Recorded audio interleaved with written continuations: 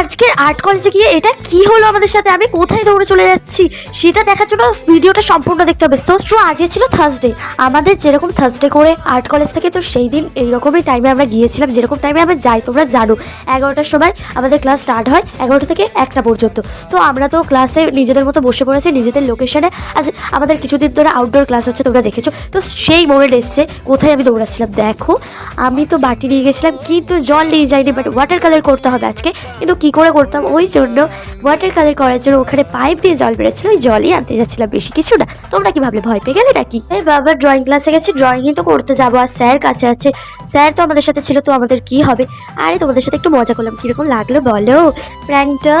তো আমি প্র্যাঙ্ক সাধারণত করতে পারি না, আজকে তোমাদের সাথে করে খুব মজা লাগলো। তো এই ড্রয়িংটা আমি গত 2 সপ্তাহ ধরে করছি, এখনও কমপ্লিট করে উঠতে পারিনি, কারণ আমি তো একটা ভেদার বার্কা ড্রয়িং করি, অত ভালো ড্রয়িংও করি না। তো লোকের সাথে বসে বসে করছিলাম। আসলে আমরা ক্লাসে শেষ মুহূর্ত যেহেতু চলে এসছে ক্লাসের, তো আমরা কাজে থেকে বেশি বক বক করি, ওই জন্য আমাদের কারোরই কাজ কমপ্লিট হয়ে ওঠে না। বাট এটা কবে কমপ্লিট হবে আমি নিজেও জানি না, কমপ্লিট হলে তো তোমরা দেখতেই পাবে। যতটুকু হয়েছে ততটুকু কিরকম হচ্ছে তোমরা কমেন্ট করে জানাও।